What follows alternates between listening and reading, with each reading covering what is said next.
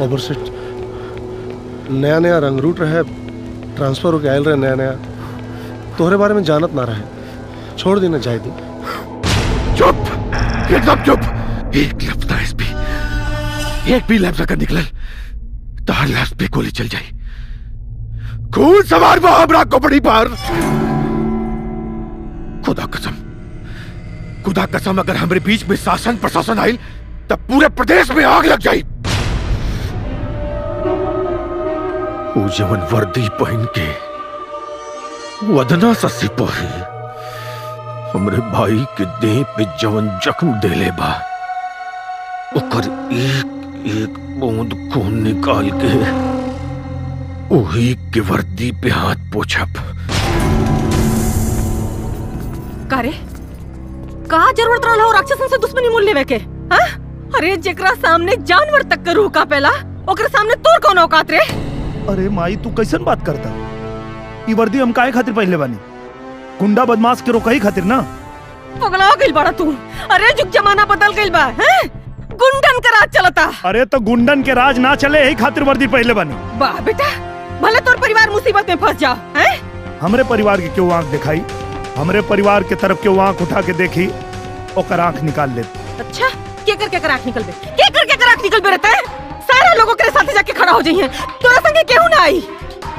अच्छा खासा ड्यूटी करत रहले एसपी के। बुक्को के तरह तो नहीं आई ना यमराज के मुंह में। अरे माई तू काहे ने खुश समझा? चुप, तोर मतारी है, हमरा के मत समझाओ। अरे समझा ना, पहले एसपी साहब के फोन लगावा।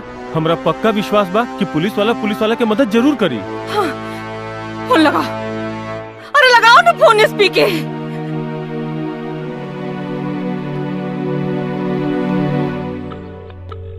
जय हिंद सर। जय हिंद यादव, कहाँ बाड़ा तू? सर हम अपने घर पे बानी सर। सर ये सब कहा होता सर? यहाँ घर के लोग हमके डांटा था, वहाँ पुलिस वाला लोग हमके थाना से भागे कहा था। हमरा सामने क्यों हमरे ऑफिसर पे हाथ उठाई और हम देखी? यादव, पुलिस डिपार्टमेंट के साथ नाइंसाफी बर्दाश्त ना कर। जल्दी आ जा तू। का कहला? अपने घरे बुलाओ तारे। अरे तो जाना, जाना बेटा। अरे जो न रे।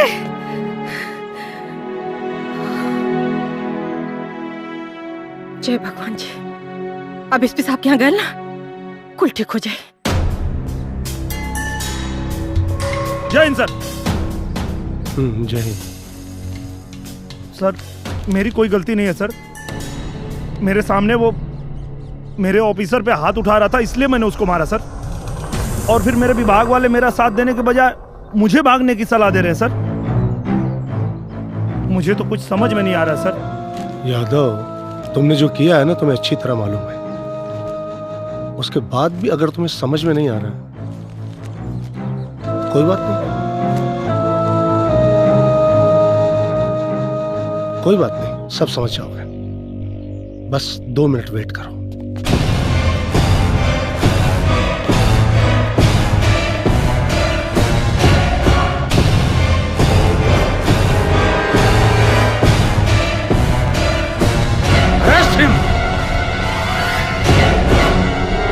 अरे यार तू लोग तो भरोसा कर हमरे ऊपर। यादव, हमनी के वहीं ड्यूटी पे बानी जा। साहब के आदेश से बढ़ के कुछ नहीं खे। हाथ ऊपर। यादव, तोहार खेल खत्म। सर समझाई ना ये लोग के। ले जाओ इसे। सर हमारी बात सुनी सर। हम कोनो गलती नहीं की गई सर। अरे आप पुलिस वाला हो के वो पुलिस वाला के साथ नहीं की थे सर। आपको अपने सिपाही पे भरोसा नहीं सर। सर आप गुंडों का साथ दे रहे हैं सर। सर गलत कर रहे हैं आप।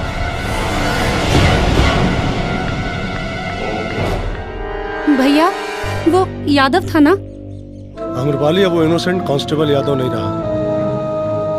वो देशद्रोही ये टेररिस्टों से मिला हुआ है।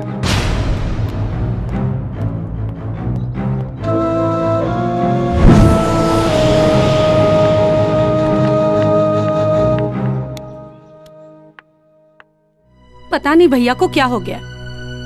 जब तक यहाँ पे यादव रह के दिन रात जी हुजूरी करा था, तब तक बहुत सीधा आदमी था, और जैसे बाहर जाकर अपना काम करने लगा, आतंकवादी बन गया।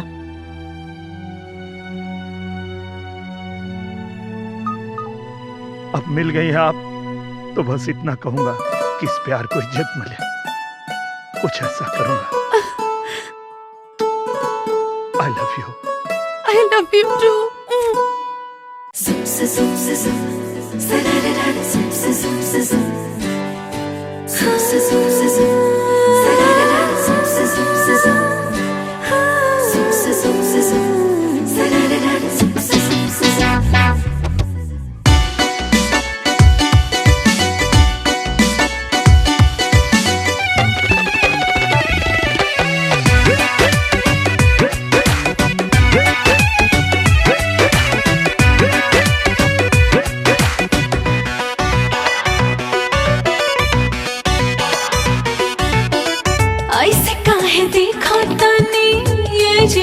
चोर खाने ऐसे काहे देखा तानी, ये जिरो चोर खाने जवानी ये रोए घर जानी। दिलवा में होला कुदा कुदिया, देख के ही दूधिया गोराई गोराई। दिलवा में होला कुदा कुदिया, देख के ही दूधिया गोराई।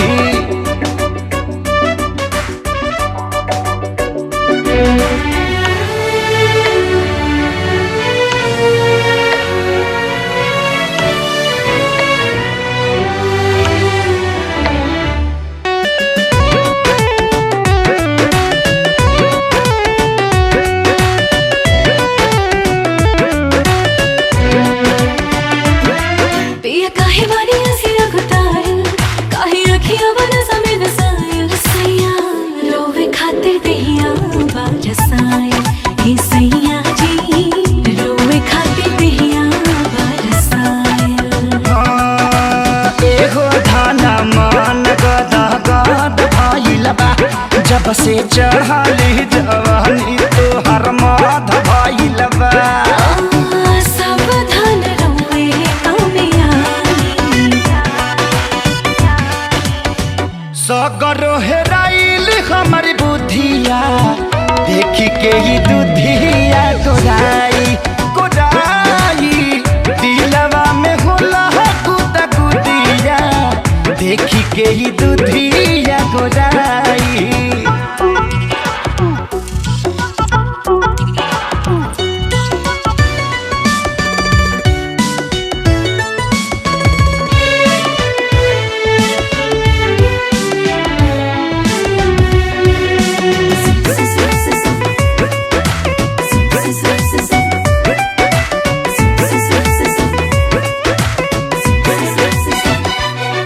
रुके कुछ दिन काले खेल जाई, तेरे मन जाके रस मिल जाई। सैया सबर करी हानि भेटाई, सैया जी सबर करी हानि भेटाई।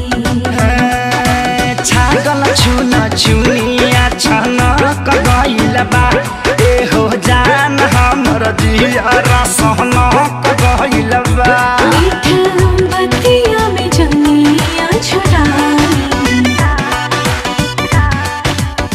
मनया जब भइल पूरा कुदिया, देख के ही दूधिया गोराई गोराई। दिलवा में होला कुदा कुदिया, देख के ही दूधिया गोराई।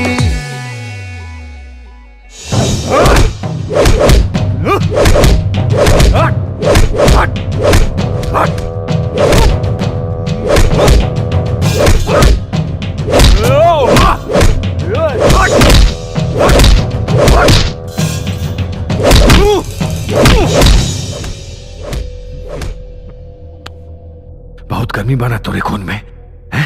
कुल गर्मी आज मूत बन के निकली है? बब्बर सेठ एगो सिपाही के शरीर है, कितनो मरबे खाली खून निकली। मुतेला तोरे जैसन मौगा ओह 4 लाठी में। अरे मारे के तब तक मार जब तक कि मूत न दे। मार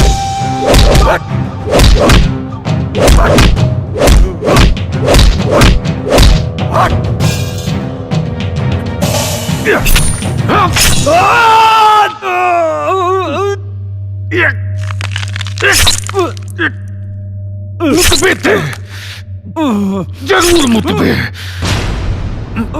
मूत बब्बर सेठ हमार मौत निकाले में तोरा 7 पोस्ट के मौत मारी आ जाई।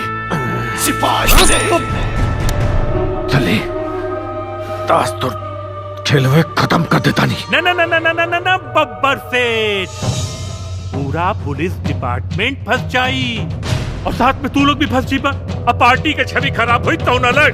धोनी के हमेशा 24 घंटा पार्टी का डर लगल बा। अरे बब्बर सेठ तू टेंशन मत ले, एकरा पर तो देशद्रोह का ऐसा इल्जाम लगवाइब ना कि सारा जिंदगी जेल में चक्की पीसी। तब एकरा के पता चली कि बब्बर सेठ से ना बब्बर शेर से टक्कर ले ले बा। बाकी सब लोहा सिंह संभाल रही है हो।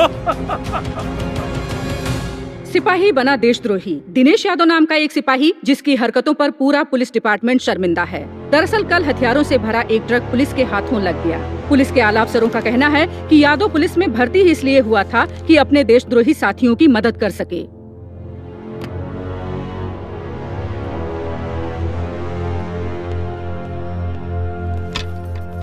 भैया ये सब क्या हो रहा है? कहाँ क्या हो रहा है? सब मिलकर यादव को फंसा रहे हैं। ये सब झूठ है, यादव ऐसा हो ही नहीं सकता। एक मिनट तो और काहे का मतलब? ये जौन कुछ हो रहा बा नाटक है? हाँ भैया ये सब बिल्कुल नाटक ही है। यहाँ हम में से कौन नहीं जानता कि बब्बर कैसा आदमी है। सब मिलकर उसे फंसा रहे हैं। भैया भैया आप प्लीज कुछ कीजिए। आम्रपाली अभी तो इतना बड़ा भाई लो कि अपने बड़ भाई के काम में दखल दा, और इस सब तो हर काम नहीं खे कि का सही और का गलत। जाके अपन काम करा जाए जैसे। गलत तो गलत ही है भैया। एक सीधे साधे आदमी को आप लोग ने आतंकवादी बना दिया। आम्रपाली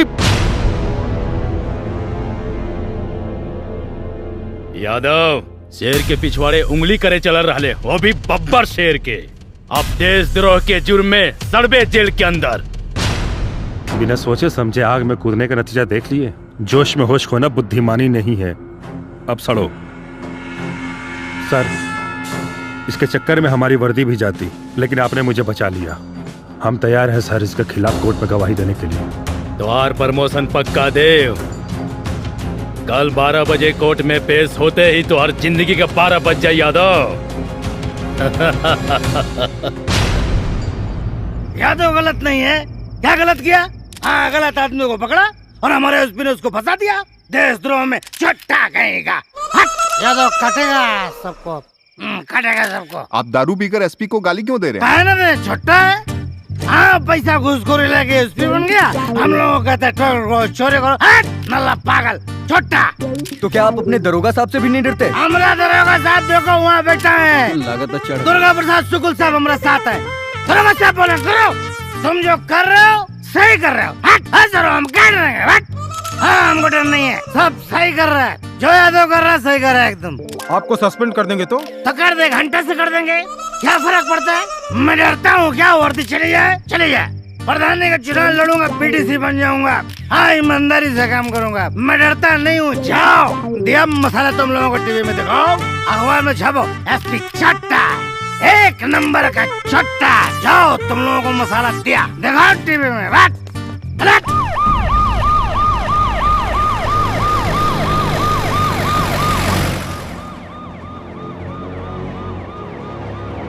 कहा हो यादव, अबे तक अकड़ गई ना तोर? हाँ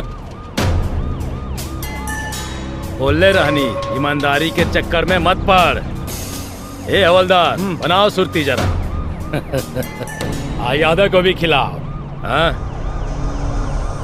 जल्दी कर भैया। ये क्या मसल रहा है बे? बराबर मसल, जैसे सुरती मसल रहा है ना, इसको भी मसलना है अभी। समझ गया? अच्छी चुप। अच्छी। अरे अच्छी अच्छी।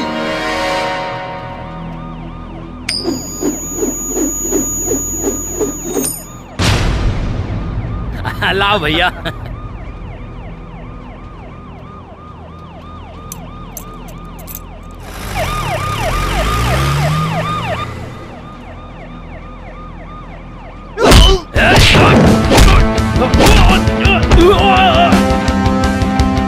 चल गाड़ी चला चल।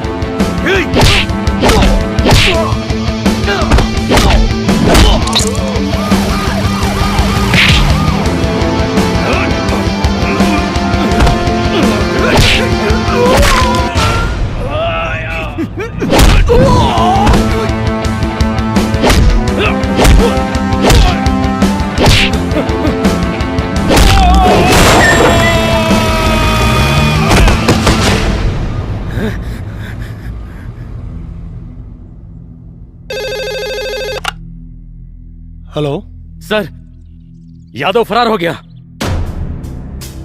फरार हो गया? क्या बकवास है लोहा सिंह? सही कह रहे हैं सर, देव सिंह ने गद्दारी की है। सर, जाते जाते वो सरकारी असला भी लूट ले गए। एक मुजरिम पुलिस कस्टडी से फरार हो गया और तुम क्या कर रहे थे? चप्पे चप्पे पे नजर रखो। किसी भी कीमत पर यादव की गिरफ्तारी चाहिए। चल फोन रखो।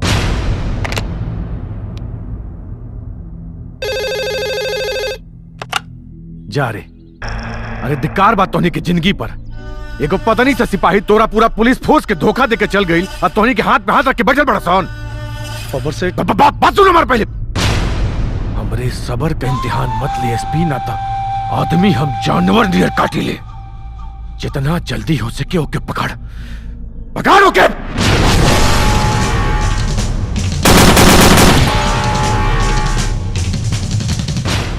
अरे खुलवा तो बहुत जरूरी है प्लीज।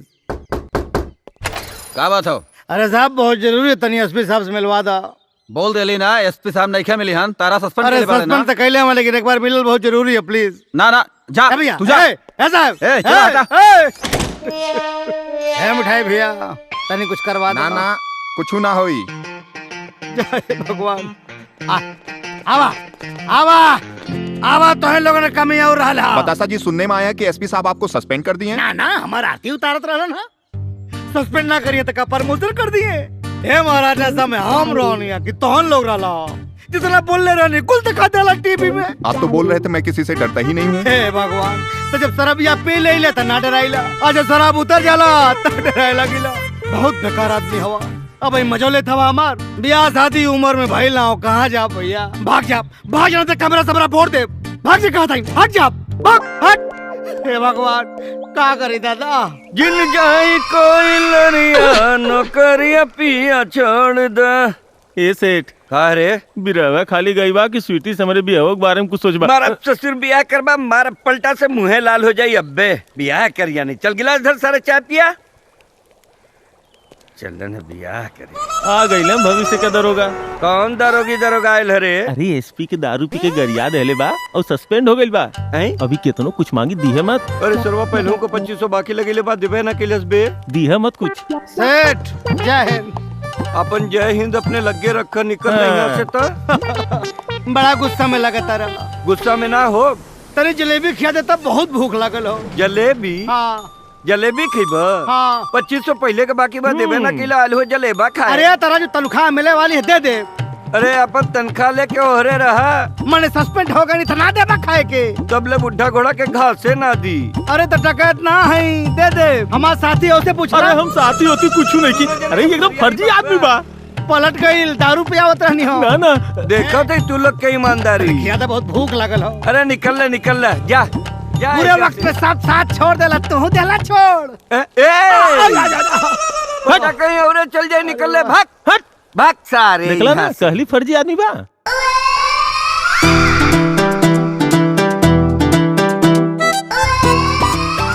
हम हैं स्वीटी और हमरा के अपन दिलबर के इंतजार बा।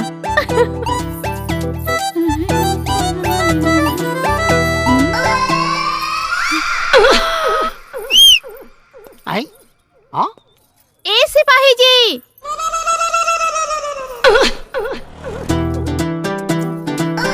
हम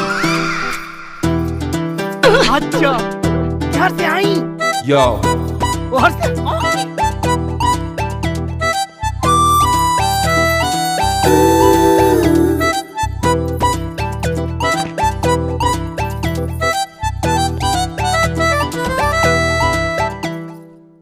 काहे बोलौलू हो? बैठा ना। हम तो तोहरे जैसन जवान गबरू मरद ढूंढत रहनी। का इंटरव्यू देला हा? एसपी के तो पूरा फाड़ देला। अरे का फाड़ देली हो? दारू के नशा में कुछ गरिया देनी है। दारू? तू दारू भी पिएला? आई तो के दारू पसंद है का? अरे मायू हो। अच्छा तब बतावा कि अब का करे कहो?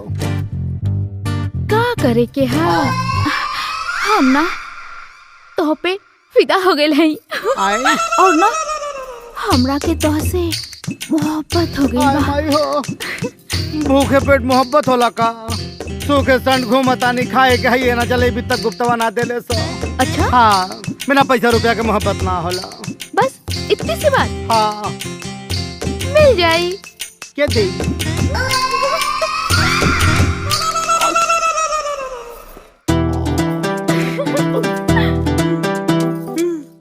अरे भाई हो इतना पैसा? अच्छा सुनो। हाँ सबसे पहले अपन ये हुलिया चेंज करा। अच्छा और आज से तार एक ही काम बा। हमके प्यार करेके। प्यार? पहले कपड़ा खरीदम फिर बनीवा का पैसा देम फिर जलेबी खाओ ठीक बा? अच्छा ठीक बा ओके बाय बाय। अरे प्यार के करी।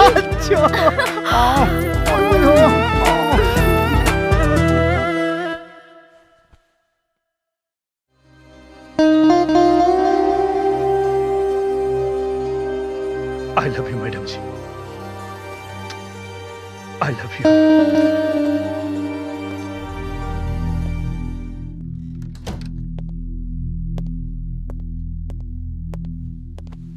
यादव तुम यहाँ? चिंता मत करी मैडम जी, हम यहाँ आपके कोनो नुकसान पहुंचावे नहीं खेल। बस ही जाने खातिर आयल बानी कि आज पूरा दुनिया हमके देशद्रोही साबित करे पे लागल बा। का रहुआ भी हमके देशद्रोही समझता नहीं? बिल्कुल नहीं यादव, तुम पहले भी मेरे लिए हीरो थे, हो और जीवन भर रहोगे। थैंक यू मैडम जी। यादव मैंने तुम्हें एक मैसेज भेजा था। हाँ मैडम जी, हम वो जवाब देवे की कोशिश कैले रहनी, लेकिन ओकरा पहले ही सब महाभारत हो गई। पर मुझे तुम्हारा जवाब मिल गया।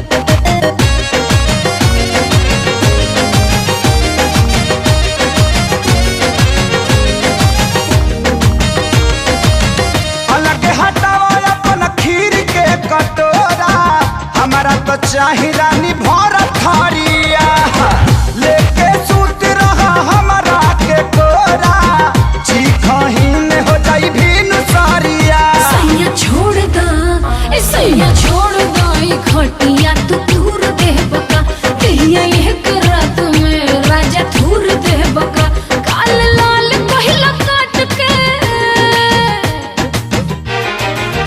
हो काल लाल पहिला काट के ई रहे गोरे गोरे खाला खाला ए सुगना खाला खाला ए सुगना कटोरे कटोरे खाला खाला ए सुगना कटोरे कटोरे खाला खाला ए सुगना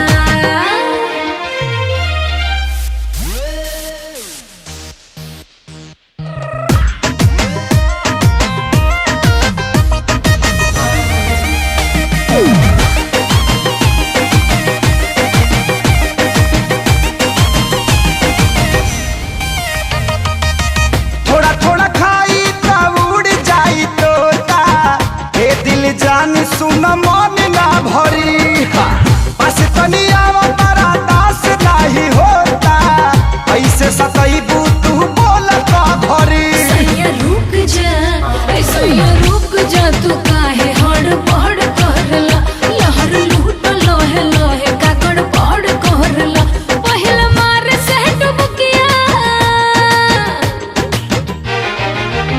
पहिला मार से डुबकिया था लेला कोरे कोरे खाला खाला ए सुगना हो खाला खाला ए सुगना कटोरे कटोरे खाला खाला ए सुगना कटोरे कटोरे खाला खाला ए सुगना ता आवो खाला हेलो हाँ लोहा सिंह मैं बोल रहा हूँ। जय हिंद सर। जय हिंद। लोहा सिंह यादव जितना खतरनाक पब्बर सेठ के लिए है उतना ही हमारे लिए भी है। राइट सर, इस बार छोड़ेंगे नहीं, देखते हैं कितना भागता है। हाँ पर एक बात का ख्याल रखना कि यादव तुम? सर यादव आपके घर पे? हाँ। सर मैं अभी फोर्स लेके आ रहा हूँ। डरी मत, हमके पता बा हमरे वर्दी के दागदार बनावे में बब्बर के साथ आपके हाथ है, लेकिन हम आपके माफ कर देने वो एक खातिर ना कि आप हमारे सर हैं, एक खातिर काहे कि आप हमार होखे वाला सार हैं। क्या बकवास है, दिमाग खराब हो गया तुम्हारा। दिमाग एकदम सही है, यही से आपसे विनती करत हनी, लड़ाई में आप हमारे साथ हो जाए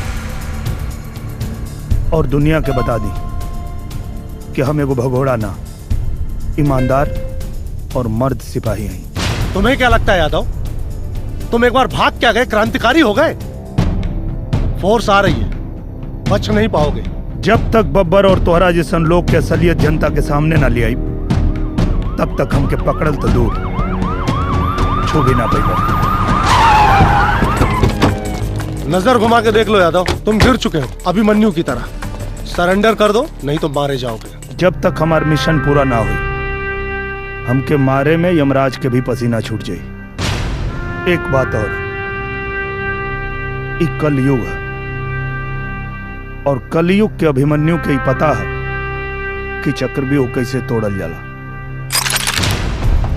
ये क्या बेवकूफी है, पागल हो गए हो तुम लोग? मारे जाओगे तुम लोग भी इसकी तरह। सर हम रउआ से कम पढ़ा लिखल जरूर बानी, पर ईमानदारी और बेईमानी में फर्क मालूम बा हमरा के। हम सब यादव के साथ बानी। ए, सबके हुआ अपन गन फेंक दा, ना तो साहब का खोपड़िया खोल दे बेचे। रॉन्ग, बहुत गलत कर रहे हो तुम लोग। देखो मैं फिर समझा रहा हूँ तुम लोगों को, सब के सब मारे जाओगे। सिपाही रे, सिपाही रे, सिपाही रे। गाड़ी तक छोड़े ना चलवा एसपी साहब।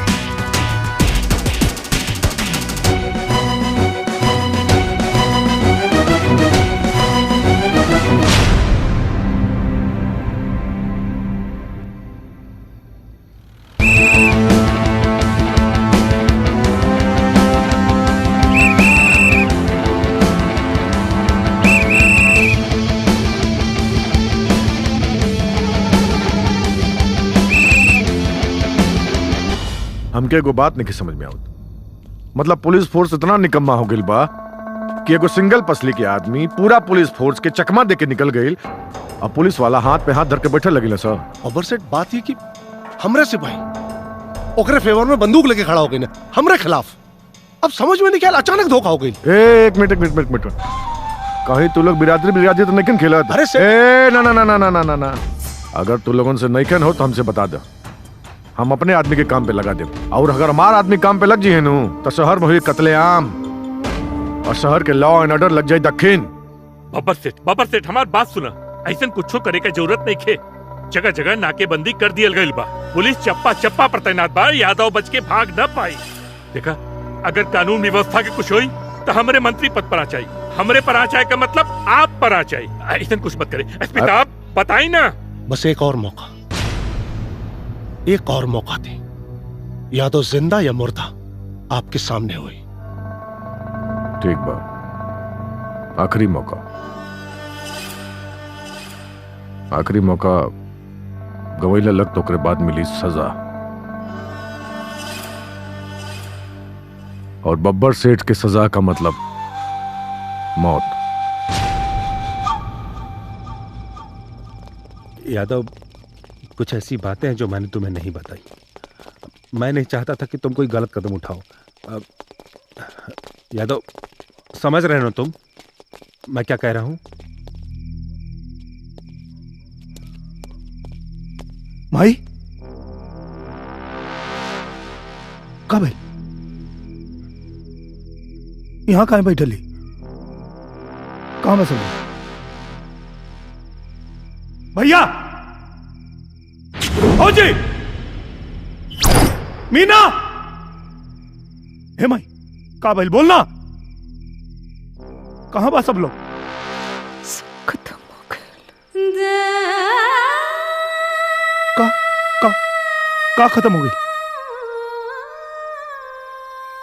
सब खत्म हो गए।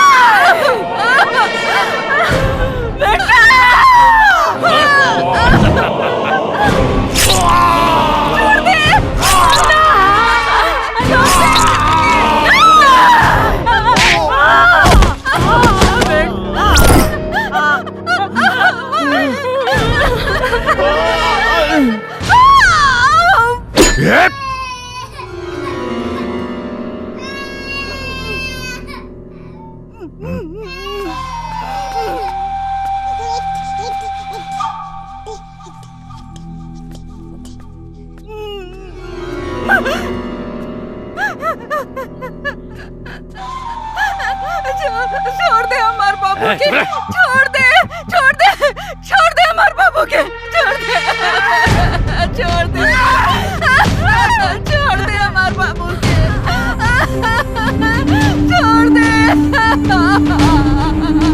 छोड़ दे, अरे क्या करे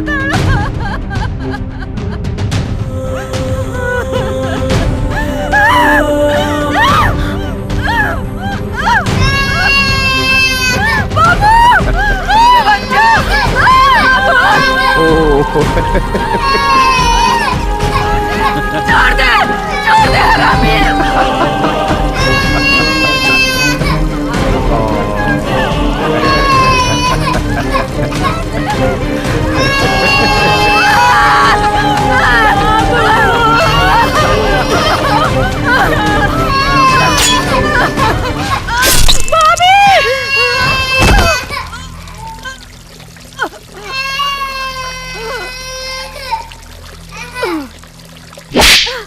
तेरी माँ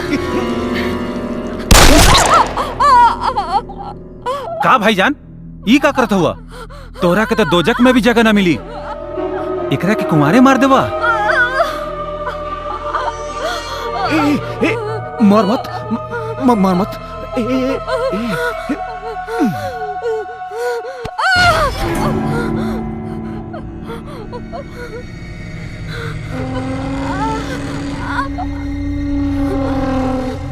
तो के पता बा तू दुनिया का पहला हसीना हो बे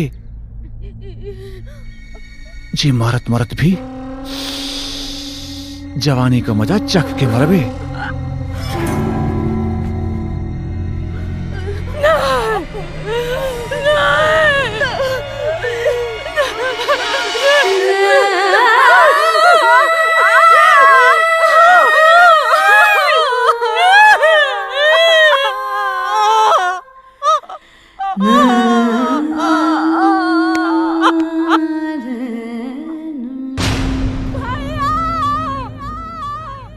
पूरा परिवार का लाश देखे खातिर हम 9 महीना कोख में ना पले रही बेटा।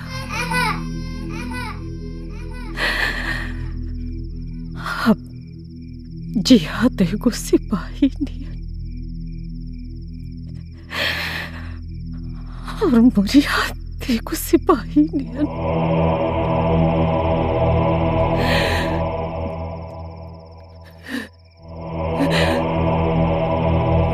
बेटा हाँ माई। वो पापियन में से एक भी पापी जिंदा बची तेरे मतारी की आत्मा की शांति ना मिली। क्यों ना बची भाई, क्यों ना बची, क्यों ना बची बेटा, क्यों ना बची भाई। लड़ाई में तो और मौत भी हो जाए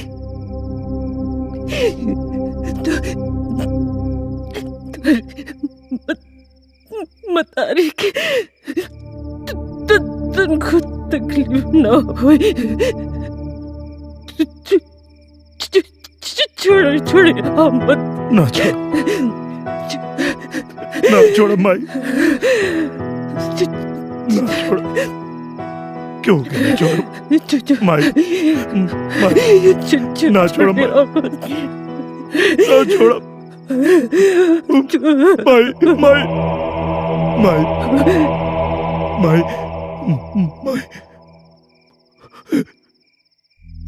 माई, माई, माई, ए माई,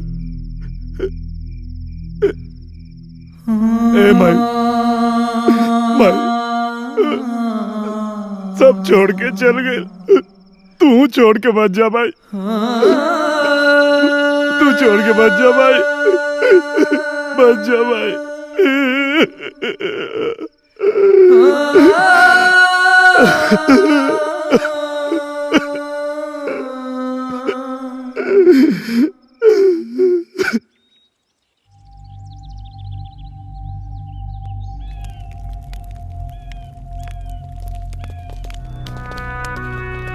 वर्दी के फर्ज निभावे खातिर हमार पूरा परिवार के आहुति चढ़ गई। अब अंजाम चाहे जौन भी होके, वर्दी पहनत समय जौन शपथ ले रही, अपने वर्दी और कानून की रक्षा के लिए अगर मेरी जान भी चली जाए तो भी मैं अपने कर्तव्य से पीछे नहीं हटूंगा। अपने शपथ के आखिरी सांस तक निभाई। ये आहुति सिर्फ तोहरे परिवार के ना, ये आहुति पूरे सिपाही समाज के परिवार के रहे। जब पुलिस ही पुलिस के दुश्मन हो गई तो गुंडन और बदमाशन के कौन दोष दिहल जाए। शासन और प्रशासन मिलके हमनी के खत्म कर दे। हमनी का कर पाई मर्दे? तारा ऊपर भी देशद्रोह के कलंक लगा देले बा सरवा।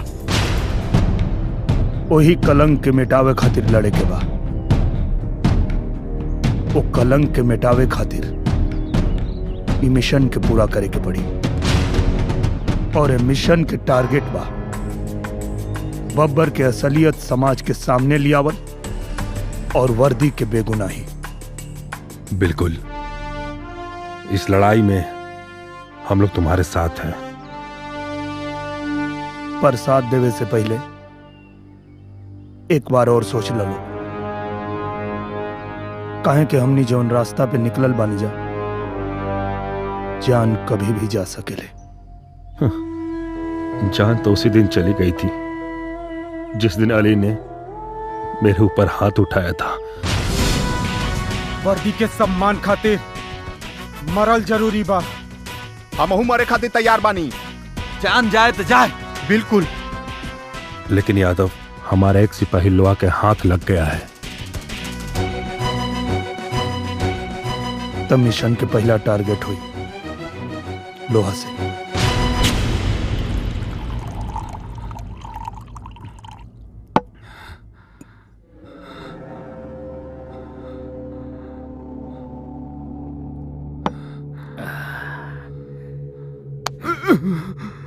हमके पता तो यादव के बारे में जाने ले। ना साहब, हमके कुछ पता नहीं। बोल ससुराऊ कहाँ मिली? ना साहब, हमके ना मालूम। बता दे ना तो तोरा के। ना साहब, हमके कुछ पता ना। मार के तोर चटनी बना दे। ना साहब, हमके कुछ पता ना। नहीं क्या पता तोरा के? नहीं साहब, हमके कुछ बहुत पता ना। मार हम सच कहता नहीं साहब, हमके कुछ पता ना। बहुत मार खाई बे रे। नहीं साहब, हमके कुछ पता ना। अरे तू खड़ा खड़ा मुंह का देखत बाड़े, जो जाके दारू ले आओ। जी सर।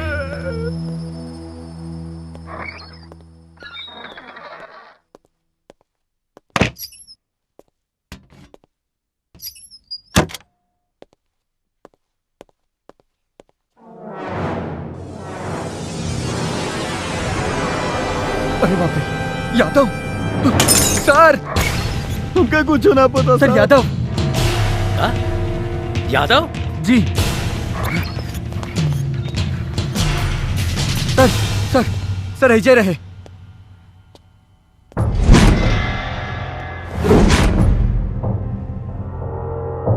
ससुरा, दारू हम पीले बानी और नशा तोरा को।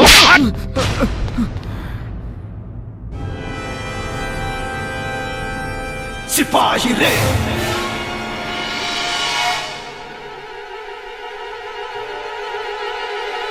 सिपाही रे।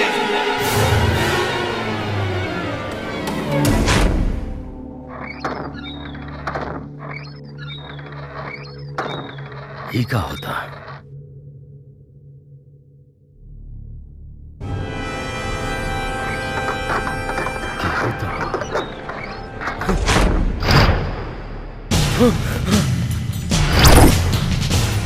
तू हमरा के खोजता रे और हम तोरा के।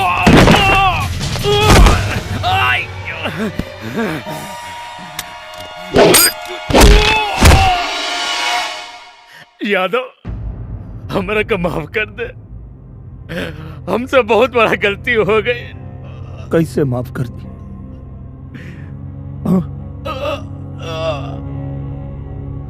आज एगो सच्चा सिपाही कानून तोड़े पे मजबूर हो गए। का गलती के लिए रनिया? माफ कर दे यादव। बताओ का कसूर रहे हमार? ईमानदारी से ड्यूटी के लिए रन, ये कसूर रहे ना? माफ कर दे यादव। हमारा परिवार के का कसूर रहे?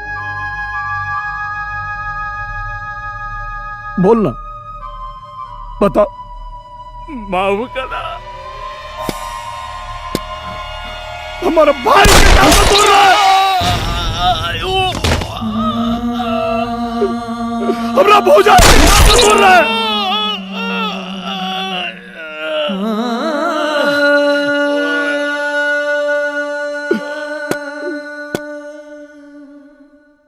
हमार मासूम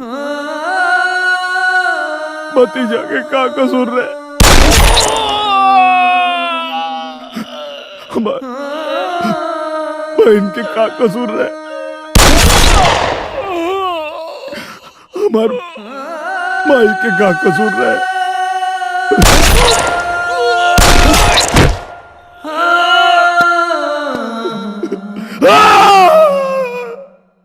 नया मॉडल बुझाता रे। हाँ भैया, कल रात में मंगवाई। हाँ ना, तो 8-10 गो और भी मंगवा ले। लेकिन ठीक हो भैया, ठीक ले रहा।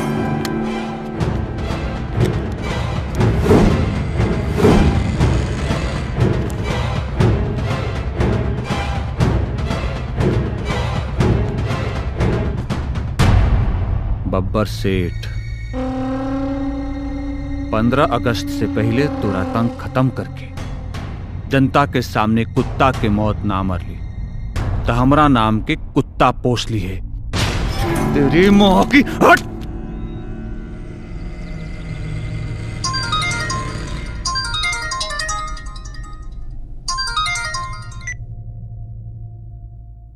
का बब्बर सेठ, कैसन लगल हमार तोहफा?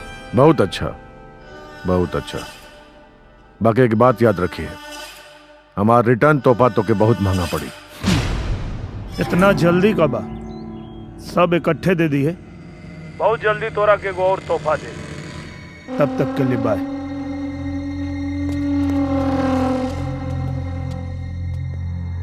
Oh my God, oh my God, खाली लाल बत्ती में घूमत तू लोग। और जदुआ तोनी के छाती पर बैठ के तांडव कर रहल बा। देखा बब्बर सेठ, आप चिंता मत करी, सब व्यवस्था जल्दी हो जाए। ए मंत्री, नेता वाला भाषण ना, हमके रिजल्ट चाहिए, रिजल्ट यादव चाहिए हमके। बची ना, पुलिस वाले के मर रहे बब्बर सेठ, कौवा कौवा का मांस ना खाला। हेलो, हाँ एसपी संजय पांडे, जितना जल्दी हो सके बब्बर सेठ के घर पे पहुंचा फोर्स के साथ। एम्बुलेंस लेके आवा, लोहा सिंह का मर्डर हो गई बा, जल्दी आओ fast. Hello mister Gyanilal Gupta, how you? अरे बड़ा लाल पियर पहन के टहरत हुए भाई। उसके ऊपर मत जाओ, सबसे पहले 2500, तुम्हारे 2500 रुपए का उधार। ये बाकी वाला है? 500 ज्यादा है, उसमें से 250 तुम दोनों टिप ले लेना। जियो से। और सुनो, करे कहाँ से इतना पैसा पागल की पैसों दे देला से टीपो देता।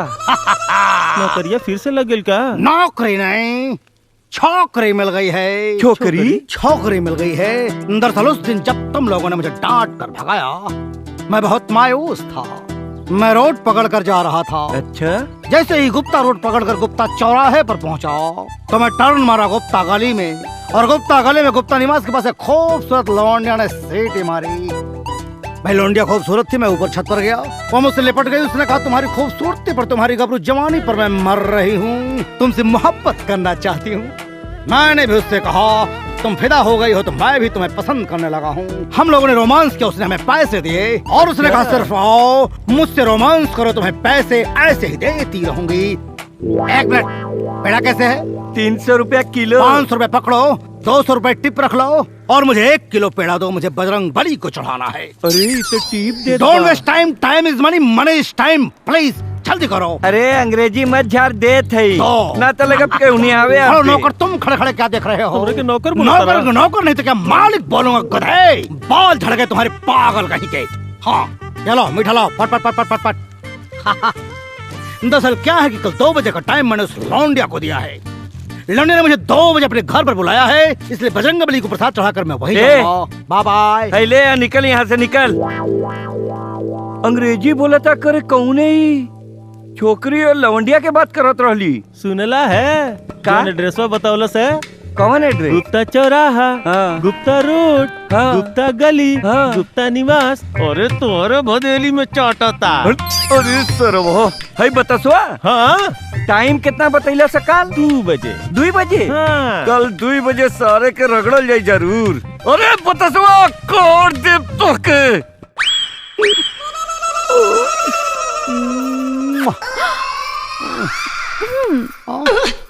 का स्वीट हार्ट। स्वीटी कितना स्वीट से ओट छोड़ के कहाँ लागल बड़ा? करे जा, तोरे बदन में जहाँ भी छुईला लागल रसगुल्ला टपकत हो। साची आई तो हर करे जा धलकाता है, इतनी तेज का है। लगा था कि राहु के तू आ गई। राहु के तू? भैया भैया कहाँ जा गए तुहार? अब हम तारा के कहाँ छुपाई?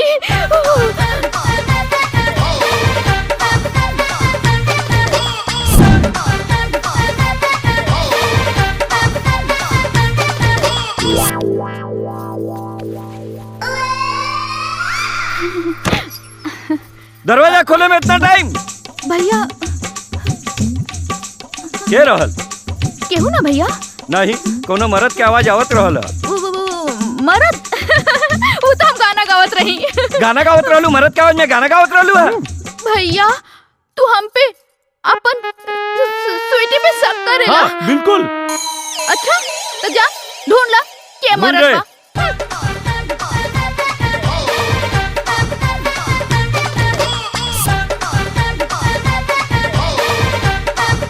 का भैया हो गल सब शक दूर? कुछ ना बहन करे, तू हमार बहन पे शक करत हुए, गलत गलत इल्जाम लगावत हुए। मेरे प्यारे सिपाही दोस्तों, मेरे साथ जो भी हुआ आप सब उससे अनजान नहीं है। मैं देशद्रोही हूं या सच्चा सिपाही हूं, सच्चाई आप सब जानते हैं। हाँ ये बात अलग है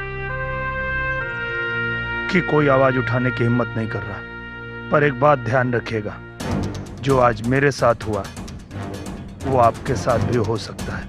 माँ, बहन, भाभी, पूरे परिवार के लाश की कल्पना कर सकते हैं। कल्पना मात्र से ही रूह कांप जाती है।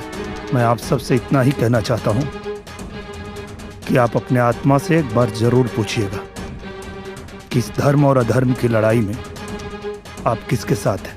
अगर आपको लगता है कि मैं देशद्रोही हूं तो मेरा साथ मत दीजिए, लेकिन अगर आपको लगता है कि मैं एक सच्चा सिपाही हूं तो अपने आत्मा की आवाज जरूर सुनिएगा। जय हिंद। सही कहा था यादव। अब भैया हमनी के डिपार्टमेंट देत का बा, हमनी के स्थिति सबसे गैल गुजरल बा। अखादी के सामने तक खाकी एकदम अपाहिज हो गइल बा। का हो, हमनी के यही दिन खातिर वर्दी पहन ले रहनी जा कि अपना अफसर के कुत्ता के खाना खियावल जाए और मंत्री जी के लड़का के स्कूले छोड़े जाइल जाओ। पिताजी, हमरा स्कूल में सब लड़का हमके सिपाही के लड़का कह के चिढ़ावे ले। तू यादव अंकल जैसन कोनो काम करा ताकि हमहू फक्र से कह सकी कि हमार पिताजी सिपाही हवे। हई रउआ ली, हमरा बेमानी के जेवर ना चाहिए। का हो, का सोचा ताड़ा? सोचे के का बा, यादव के साथ देवे के बा। का हो सिपाही जी, यादव के वीडियो तो वायरल हो गई बा, रउआ केकर साथ बानी? वैसे दिल से तो यादव के साथ बानी, लेकिन नौकरी से मजबूर बानी। रोवा जाए यादव जी के साथ दी।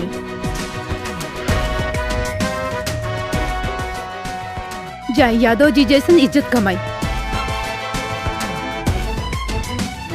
शूटिंग कर चल रहलन, ले गल न वीडियो। अरे बिना सोचे समझे काम करे का कौन जरूरत रहे, हो गल न मुराद पूरी। हाँ। अरे ऐसे तो हम परेशान हो गए बानी, एक दिमाग में नहीं काम करता। कुल खून के गर्मी कपार पे चढ़ गई भाई करे, मन करता निकाल के चप्पल मारी जा चप्पल भाई। अब भैया का करी, हमारा का पता रही यादव। अब का करे के बताओ लोग। जेल जाए के पड़ी हैं? दोनों जने के जेल जाए के पड़ी और का? ए सुना, दहिया के चमड़वा निकलवा के भूसा भरवा दे वहीं। हाँ, भूसा भरवा दे। जानवर काटत रहले ना, आदमी कटबा। अब इतना मुश्किल से तुहार इमेज समाज में बनैले है, जेल न जेबे तो क्या करबा है? देखा एक बात बता दे, हम लोगन के सत्ता बा, हम लोग हई, तब पे तू बचल हुआ, हम लोग गईली ना तो चल जेबा।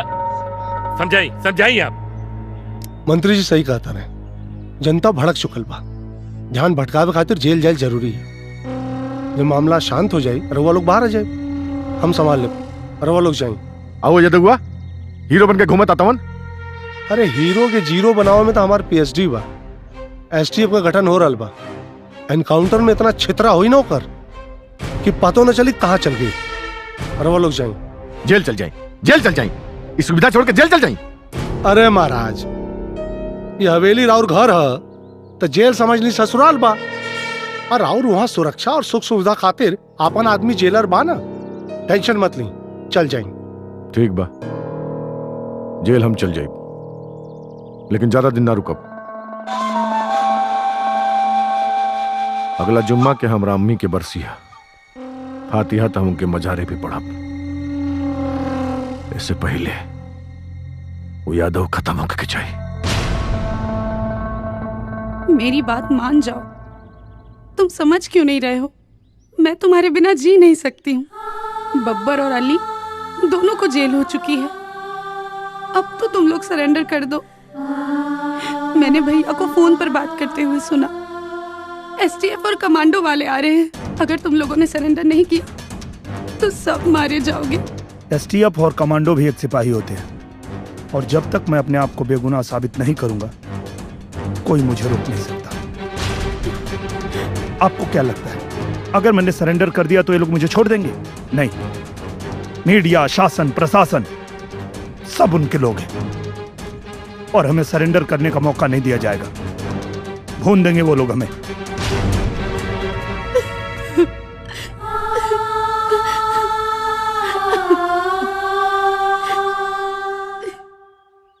चिंता मत करो, मिशन पूरा करने से पहले मरूंगा नहीं मैं। जौन वीडियो के लिए कितना बवाल मचैले बड़ा लोगन, यादव कोनो युधिष्ठिर ना बनन कि जौन कहियन सच कहियन।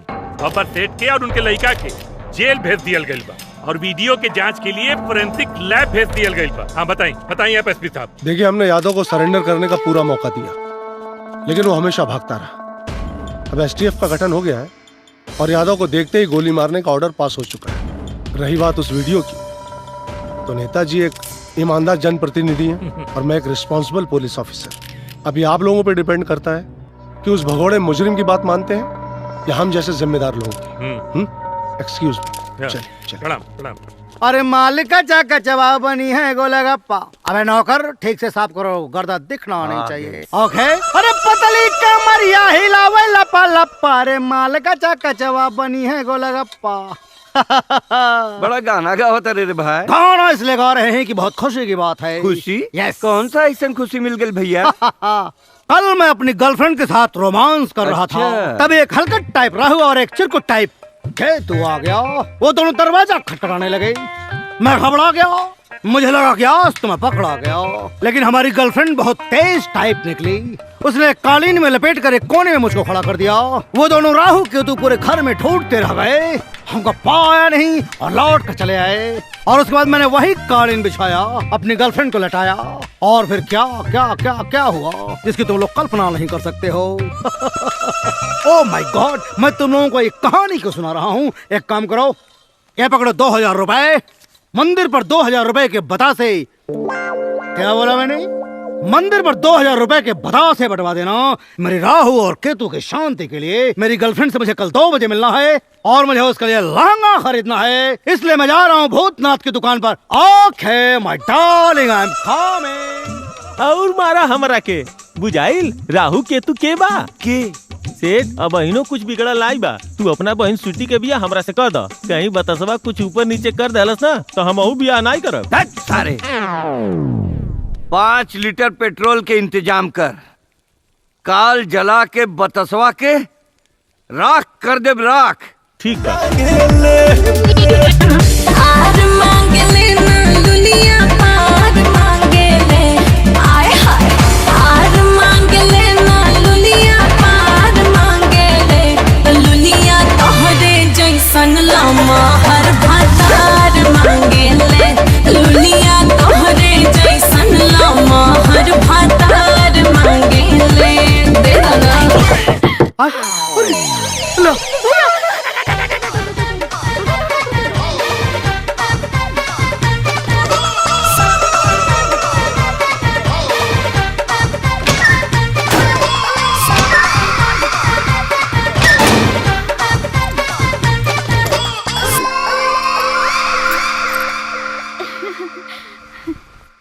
भैया। चुप। का भेल भैया? चुप रह। घर में बहुत बुरी आत्मा घुसल हो। अच्छा आत्मा? आज पेट्रोल छिड़क के हवन करा, वो के जलाई, पक्का जलाई। नहीं भैया, ऐसा तो कुछ नहीं बा। बिल्कुल है, बहुत कुछ है। ई का कर? अरे जल्दी जल्दी छिड़क, जल्दी जल्दी छिड़क। नहीं भैया, जल्दी जल्दी छिड़क। तो के समझ में आवत हो? कुछ ना समझ में आवत हो। प्यार के भूत चढ़ला। मालिक माचिस मारी, जलाई जल्दी जलाई। ना भैया, जलाई से पर्दों में लगाई, पर्दों में। हाँ पूरा घर में आग लगा दी सेठ जी। वो में हाँ जलाई सेठ जी जलाई। अरे भैया सब कुछ जल के राख हो जाई, आज का भूत जल जाई। भैया तोहर कुल संपत्ति जल के राख हो जाई। बुतावा अरे बुता, जल्दी बुता। पकड़ निकाला जल्दी।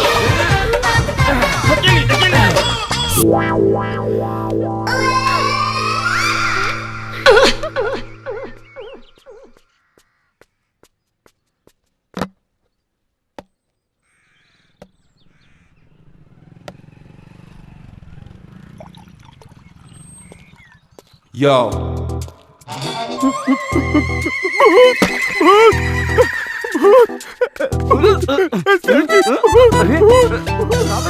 अरे मिस्टर ज्ञानीलाल गुप्ता, सारे कहाँ घुसा रे?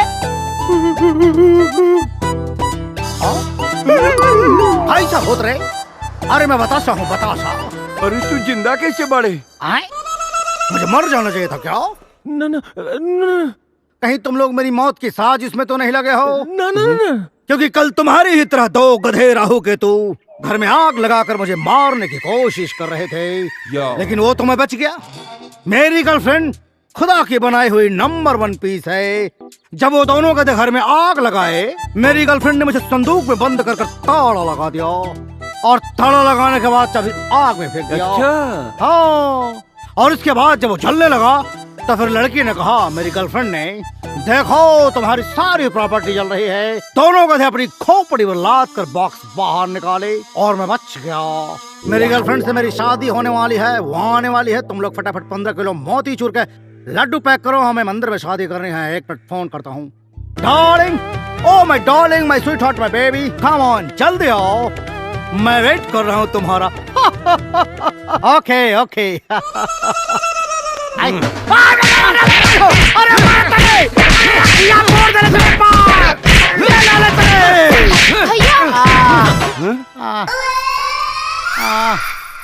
भैया स्वीटी, मत मारा इनके। ए स्वीटी। हाँ। अरे भाई तेरी बत्ती जला था, कुछ लौकात नहीं खे। बत्ती बत्ती। भुलाए गए तुम्हार अंग्रेजी, अब सीख गईला भोजपुरी तू। सीख गए नहीं बाबू। है ना? अरे मेरी भाई हो। ठीक ना? ए स्वीटी, ये बचा लाम के मार डरे कुलो। का हाल बना देले बा, छोड़ दे भैया इनके। कहे छोड़ दी? अरे का भैया, हम इनका बच्चा के माई बने वाला बानी। ए भैया, ए ज्ञानी गुप्ता भैया, हमके जायदा, हम जाते हैं लुधियाना, कोई खेती वेती करब कोल भैया, छोड़ दे हमके जायदा। कहीं ना जाके मैं ब्याह करके ही जाके पड़ी। का करबा ब्याह करके? इतना पेल के मार दे ले हवा, आँख हो गए हवा अनहर। जितना लड़का बच्चा पैदा हुए सारे कुल अनहर पैदा हुए हैं। अब चाहे अनहर पैदा हो चाहे ढेबर पैदा हो। अच्छा, तो के तो ब्याह कर ही के पड़ी ससुर। हमार का होई? तू मामा बन गया सारे। मामा? चुप!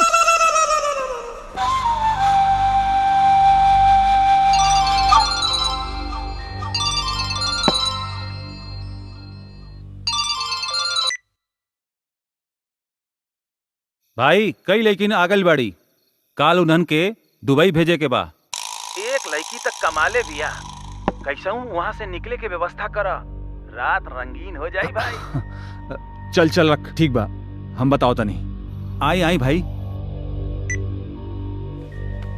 भाईजान 4 घंटा खातिर जेल से बाहर निकल कर व्यवस्था करी ना।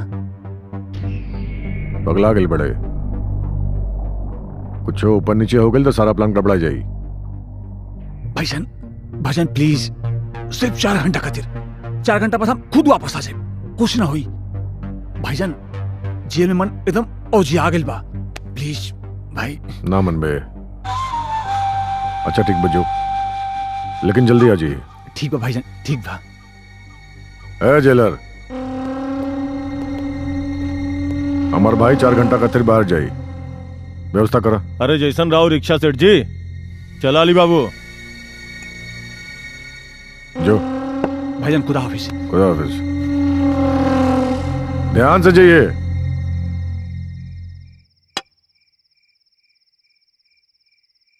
तू कल चली जाएगी तो मैं क्या करूँगा? तू याद बहुत आएगी तो मैं दुबई चलाऊंगा। भाईजान आवत नहीं। तुम जाओ, उधर जाओ शू शू करने।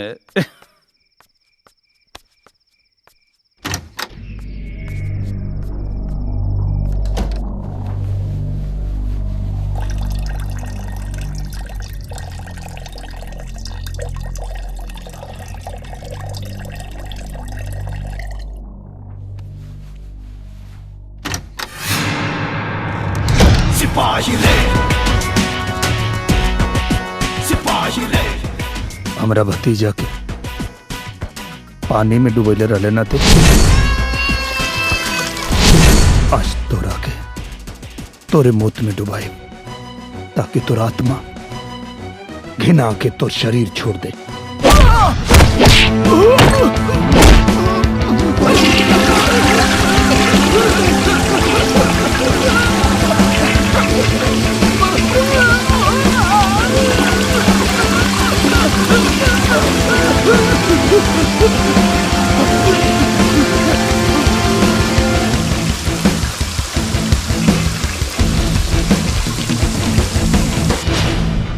वाह ब्यूटीफुल जान, मैं तुम्हारे लिए ताजमहल बनवाऊंगा। सिपाही रे सिपाही रे। सत्यमेव जयते सत्यमेव जयते जयते सत्यमेव जयते सत्यमेव जयते जयते सत्यमेव जयते।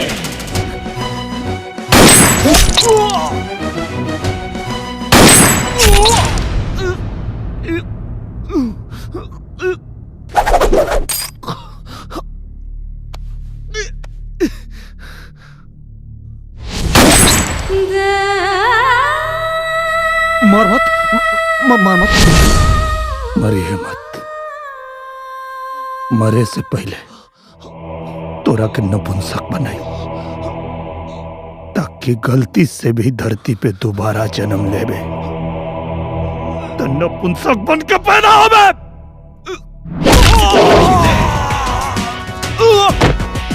सिपाही रे सिपाही रे। मरिए मत, मरिए मत, सिपाही रे मरिए मत।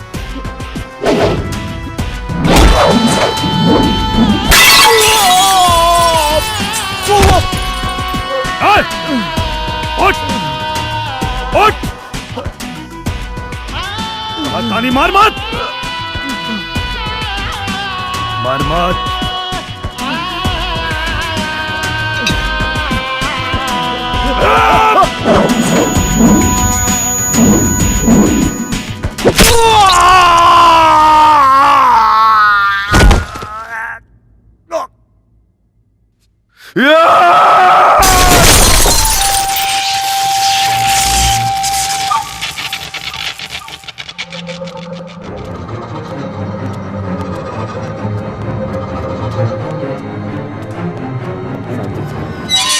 केहू के न छोड़ो, मार दे, छोड़ो ना, मार दे ओकरा के, मार दे। और सेट पर का जरूरत रहे अली की जेल से बाहर भेजला के? कौनो काम करे से पहले एक बार पूछ तो ले होती। अरे जवाब देत मुश्किल होता, कैदी जेल से बाहर गई कैसे? अरे मार बात सुना तब ना, अमर भाई को गोली मार दे रे। वही दिन तो काबिल रही, लेकिन तू रोक ले ओके। बाबर सेठ देखा वीडियो बहुत वायरल हो चुकल बा, अब वो जनता की नजर में हीरो बन गई बा। अरे सिपाहियन के नजर में तो पहले से हीरो रहल। हमरा से तो मीडिया के सामने जवाब देते नहीं खे बनता, लगा था कि सत्ता भी हाथ से चल जाई। सत्ता चल जाई, सत्ता चल जाई। हमार जिगर से प्यारा भाई चल गई तो क्या सत्ता के लगल बा? ए, कान खोल के सुन ले तू लोग, अगर ज़ारत से पहले मुझे तो ना ठोकाइल तो तू लोग तो तोड़ के फेंक दे।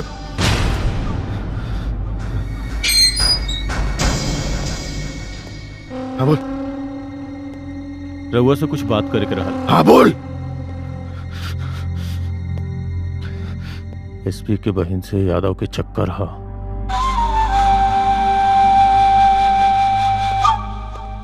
करे गद्दार, नमो खराम, तोरे बहन का चक्कर बाऊ यादव से और तू हमें आज तक न बतौले।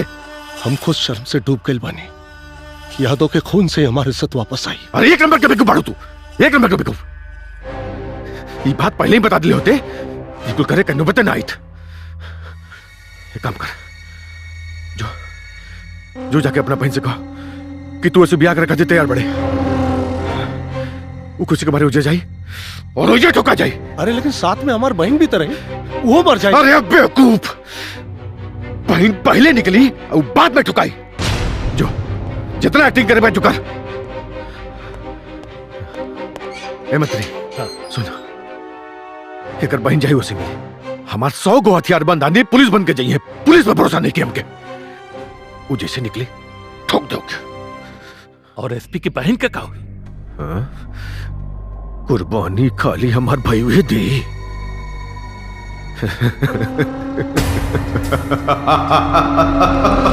सर बस जेल तक पहुंचने का रास्ता मिल जाता। मिल जाएगा यादव।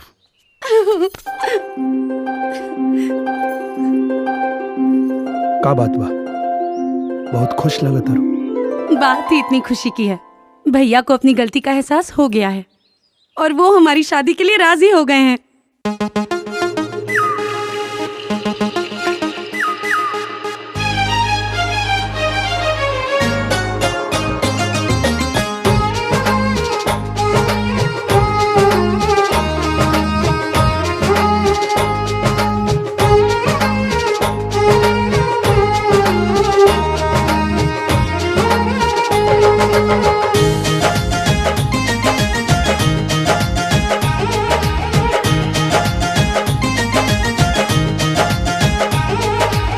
सावन में हरिहर भइल भतवे कुड़ियाइल चढ़ते कुंवारी पीरतिया फुलाइल।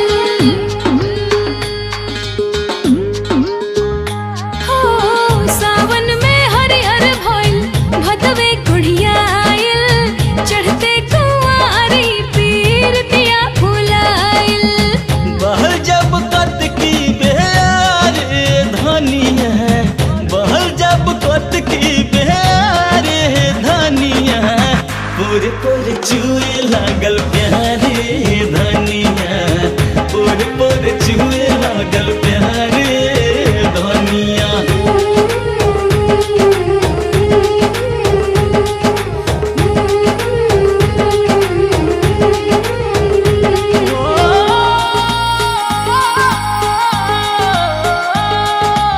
इश्क के अजबे गजब अंदाज हो केला, जाने कब अंजाम कब आगाज हो केला।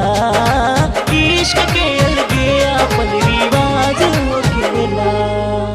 अगहन में अदहन नियान देह ढबकावला अपना सोनहिया के आँच से हो।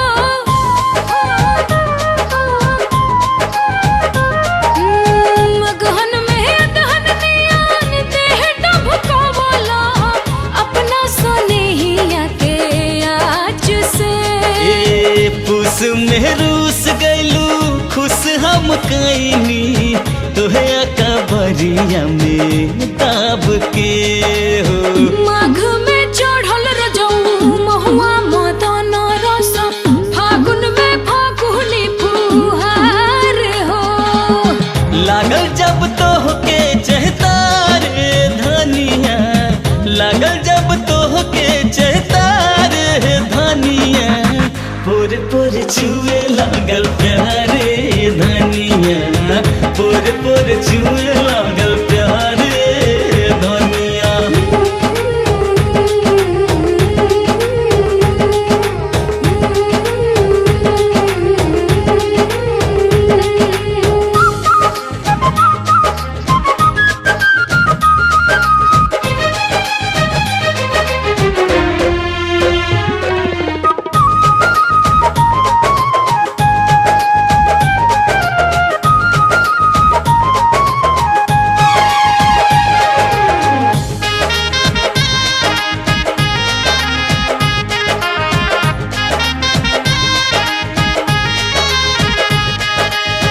जब उन्माद हो बेधे बैसखुआ धीरे धीरे उमकता देह जी हो। हाय जब उन्माद हो बेधे बैसखुआ धीरे धीरे उमकता देह जी। ए जेठ दोपहरिया में उठेला लहरिया, अब कदिन हिया के छेह जी। अरे बरसल आशा अढ़ तब तरसल ईमान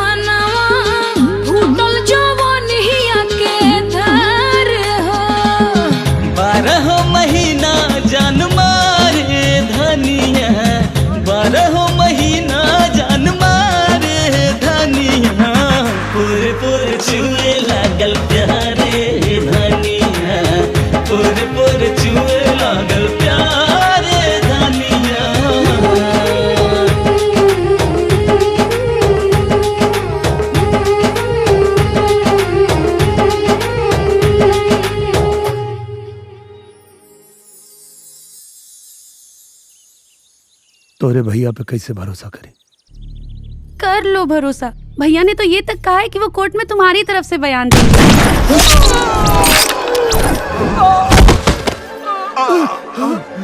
रामदीप, राजेश, रामदीप, राजेश,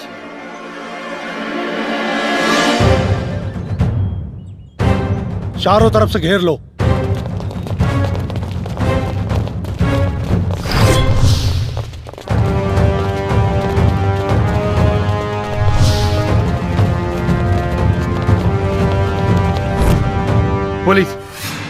पुलिस ने हमें चारों ओर से घेर लिया है। तुम्हार भैया धोखा दे रहे। अब लागत अब मिशन पूरा ना हुई। मिशन पूरा होगा, मिशन पूरा होगा यादव, तुम चिंता मत करो। मैं इनको सामने से चकमा देता हूं, तुम लोग पीछे से निकल जाओ। अरे सर, ये तो मौत के मुंह में कूदना होगा। आप कूदना पड़े या कुछ भी करना पड़े, इसके अलावा और कोई दूसरा रास्ता नहीं है हमारे पास। चलो चलो, आ जाओ।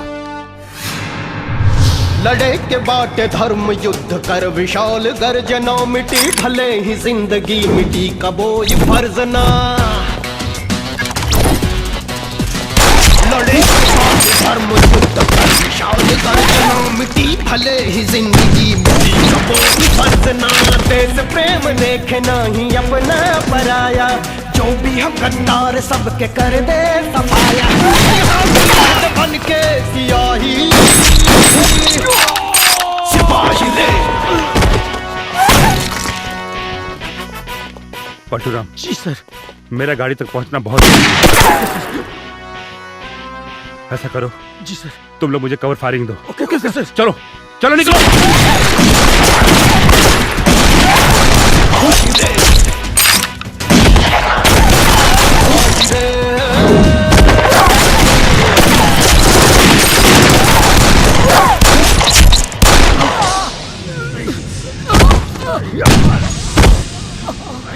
कदारू, पलटू, जय साहब, जय।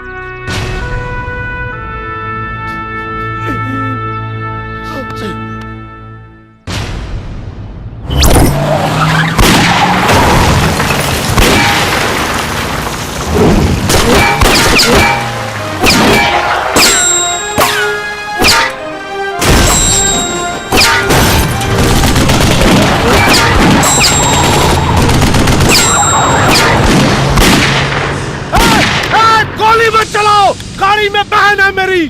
ए, बब्बर सेठ ने कहा है सबको उड़ा दो। पागल हो गया बब्बर सेठ। चलो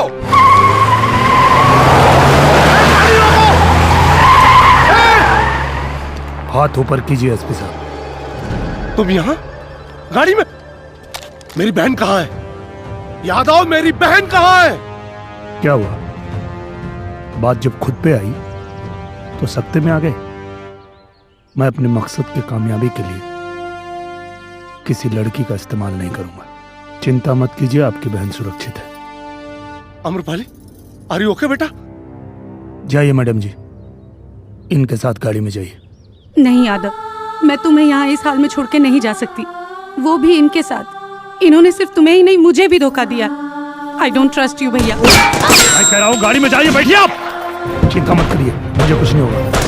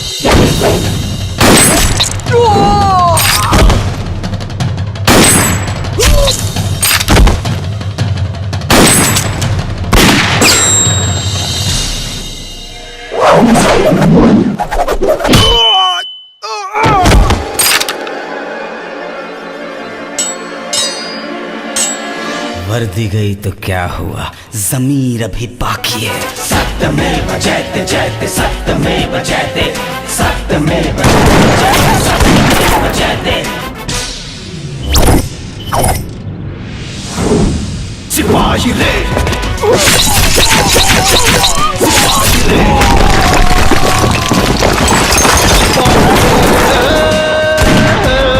हरि सिपाही रे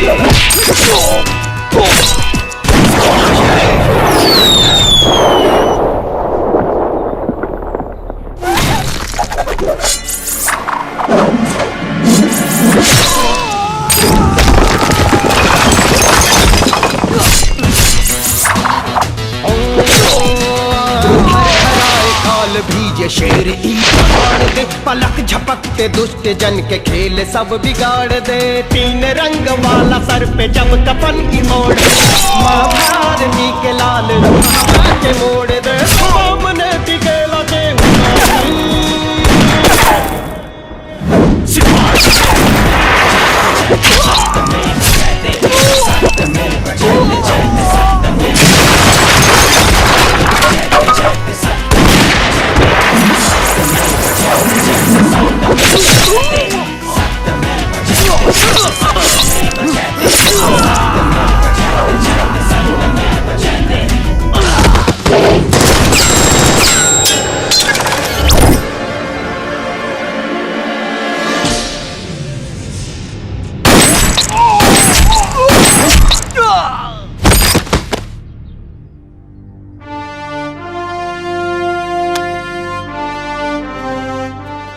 Amrapali, now you can trust me. Yadav, गलती तो हुई है मुझसे, बहुत बड़ी गलती हुई है, और अगर गलती मुझसे हुई है तो इसका प्रायश्चित भी मैं ही करूंगा।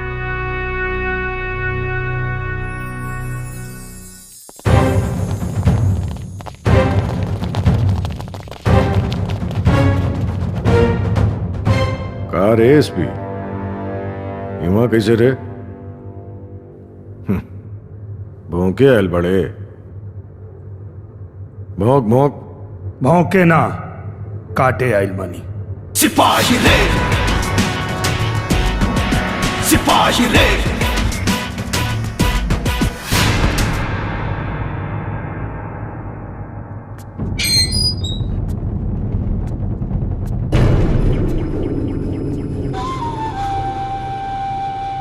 बासी रोटी और गरम खून के नाश्ता हमरा बड़ निक लागेला। कसम खुदा की यादा, तो एजा आके हमार नाश्ता बन गईले।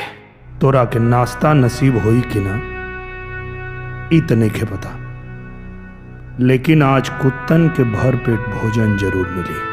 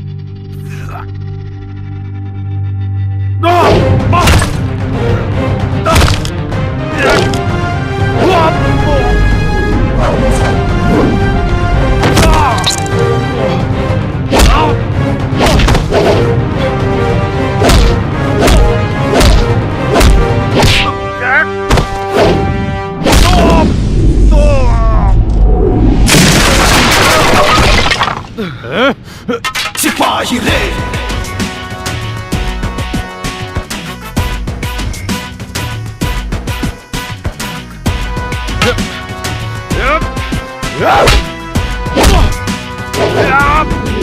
सिपाही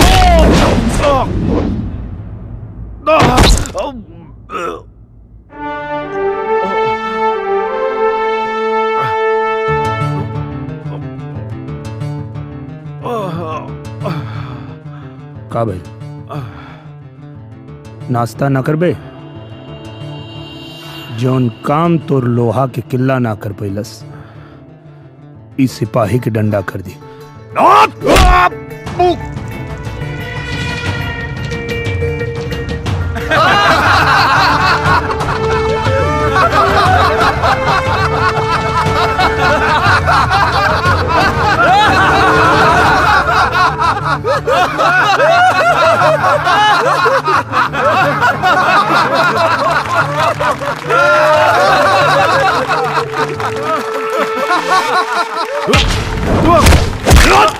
देख आ गई ले देश के कर्णधार अपने ईमान धर्म के तोरा पास गिरवी रख के यहाँ आइल बाणे आजादी के जश्न मनावे।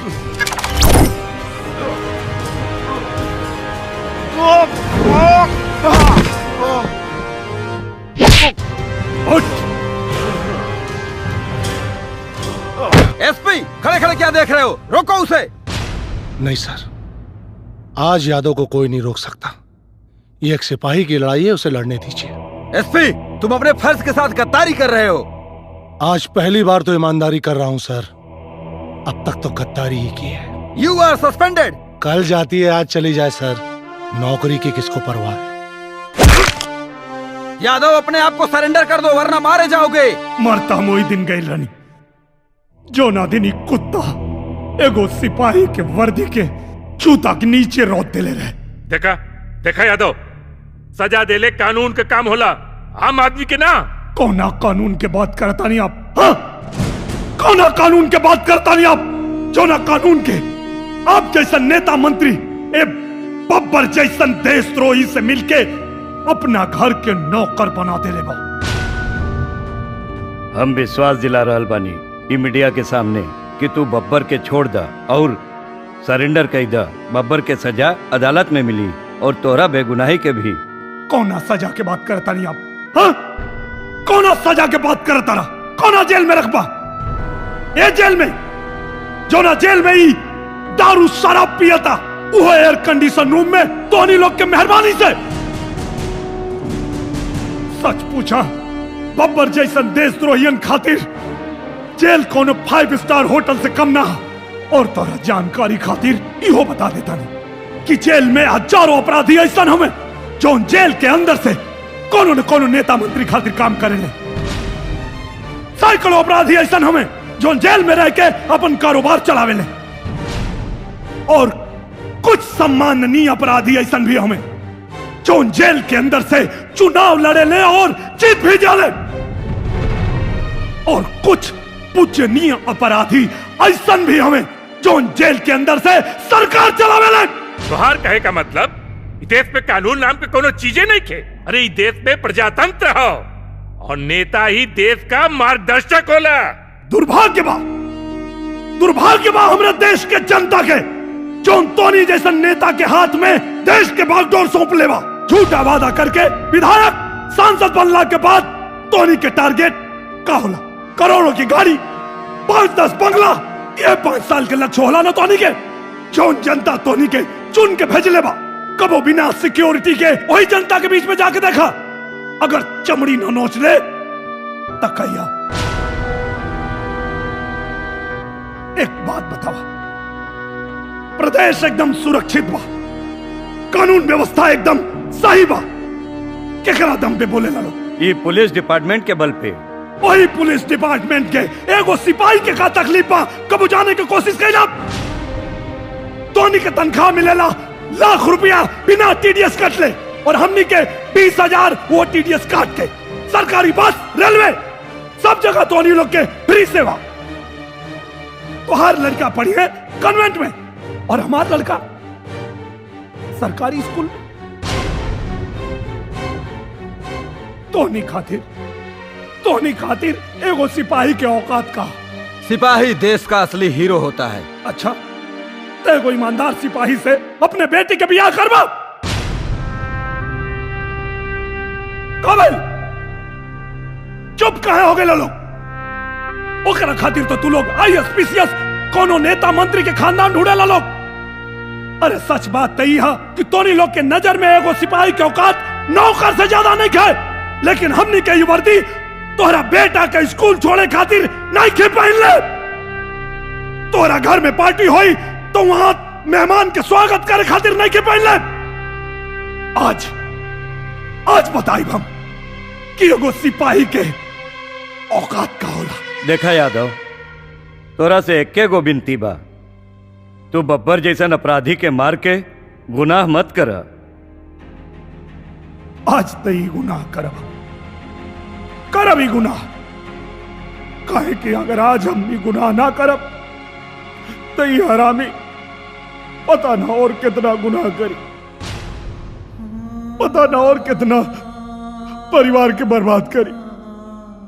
आज तो हम ही गुनाह कर, काहे कि उतनी दूर नहीं खे जब एक जैसन कतली ई देश चलई है, और ही हम ओके ना दे हिंदुस्तान के कतली ना चलई है। यादव,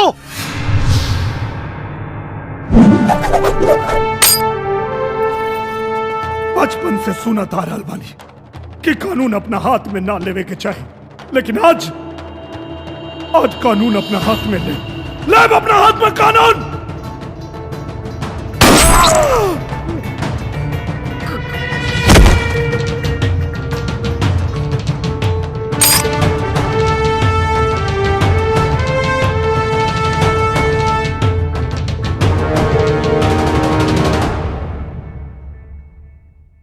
भारत माता की जय। सिपाही सत्यमेव जयते जयते सत्यमेव जयते सिपाही सत्यमेव जयते जयते सत्यमेव जयते सिपाही जयते जयते सत्यमेव जयते सत्यमेव जयते जयते सत्यमेव जयते।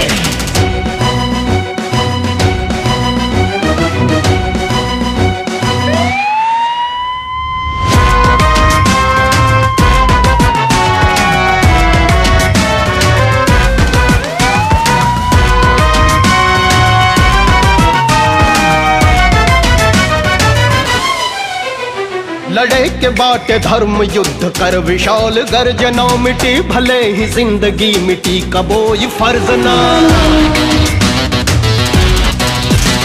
लड़े के बाटे धर्म युद्ध कर विशाल गर्जना, मिटी भले ही जिंदगी मिटी कबोई फर्ज ना। देश प्रेम देखे नहीं अपने